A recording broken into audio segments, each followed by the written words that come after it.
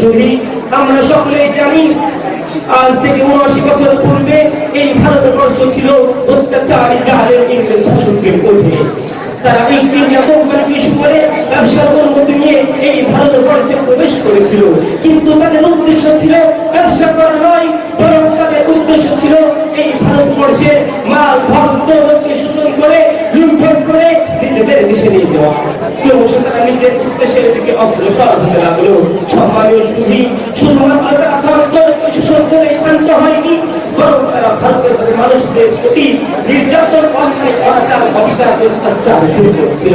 প্রতি মুসলমানদের দাড়ি কিছু 250 টাকা করে বসাতো এবং নির্যাস করতে বাধ্য, এবং তারা কেউ ঘোষণা করলো যে ভারতীয় মানুষরা যদিও বা জন্মগতভাবে ভারতীয়, কিন্তু তাদের আইন কানুন নিয়ম নীতি কৃষ্টি কালচার ব্রিটিশদের মতো।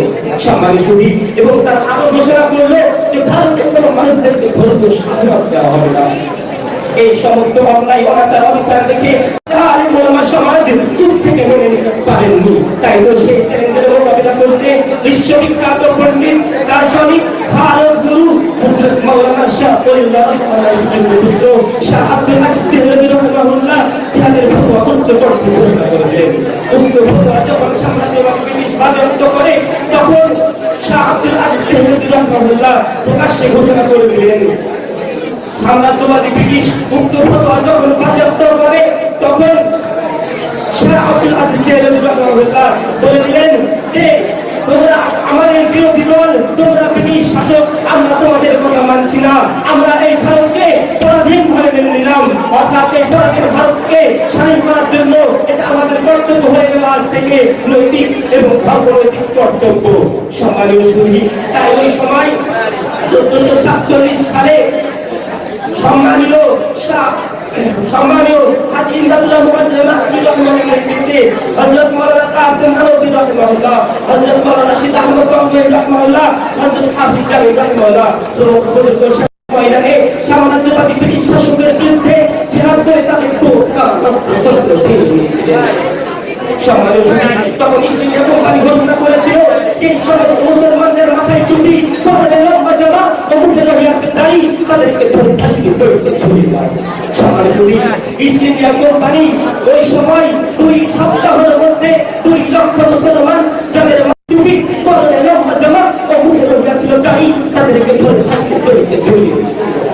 সম্মানীয় সুধী, এই সমস্ত নিপীড়ন, দুর্নীতি, অন্যায়, অনাচার, অবিচার দেখে সাম্রাজ্যবাদী ব্রিটিশ শাসকের বিরুদ্ধে দিল্লির জামে মসজিদে বিখ্যাত পণ্ডিত খাজা খায়রাবাদী 300 উলামাগণকে নিয়ে জিহাদের ফতোয়া ঘোষণা করেছিলেন। অনন্তরে দেখলো সাম্রাজ্যবাদী ব্রিটিশ শাসকের বিরুদ্ধে বিপ্লব বেরিয়ে চলেছে, তাই তখন তারা চিন্তা করলো যে ভারতবর্ষে তাদের প্রশাসন ক্ষমতা বজায় রাখার জন্য সর্বপ্রথম এই আলেম ওলামা সমাজকে দূর করে দিতে হবে। তাই তারা 1864 খ্রিস্টাব্দ থেকে নিয়ে 1867 খ্রিস্টাব্দ পর্যন্ত 14,000 উলামাগণকে ফাঁসির দড়িতে ঝুলিয়ে দিয়েছিল। সম্মানীয় সুধী, এই ভারতবর্ষ তখন দাঁড়িয়ে গিয়েছিল বর্তমান লিবিয়ার মতো। আমরা কোরআনুল কারীমের মধ্যে বললেন ওয়াকাতিলুহু হাত্তা লা তাকুনা ফিতনাতুন ওয়া ইয়াকুনা বিহুল্লাহ, তোমরা জালেমদের সঙ্গে লড়াই করতে থাকো ঠিক ততক্ষণ পর্যন্ত যতক্ষণ পর্যন্ত ফিতনার অবসান ঘটে এবং আল্লাহ তাদের দিন প্রতিষ্ঠিত হয়। এই আলেম ওলামা সমাজই পূর্বদিনের নিজের জীবনকে বিসর্জন দিয়ে এই ভারতবর্ষের মানুষকে রক্তে ঢাকে রঙিন করে দিয়েছিল। তবে বড় আফসোসের সঙ্গে বলতে হয় যাদের নাম স্বর্ণাক্ষরে লিখিত থাকার কথা, ইতিহাসের পাতায় পাতায় স্বল্প কোরায় কেমন হলো রাজনীতি, কি বা ছিল তাদের অন্যায়, কেনই বা ইতিহাস পাতায় তাদের অবদান জবাব দাও বন্ধু, কেন রাসূল সাদারে এমন করে সত্য ইতিহাসকে জেনে রেখে কতদিন চলবে এই ছোট্ট বেশে সোনা স্টক পিস অনেক হয়েছে। এবার খাবো মুর্তজা সাহেবের বইটি খুলে একবার দেখো, ইতিহাস নামে বিখ্যাত এই বাংলা বইটি লিখে সত্য ইতিহাসের উন্মোচন ঘটায়। এই চেপে রাখা ইতিহাসের পাতাগুলো কেটে কেটে কয় হে উলামা সমাজ শুধু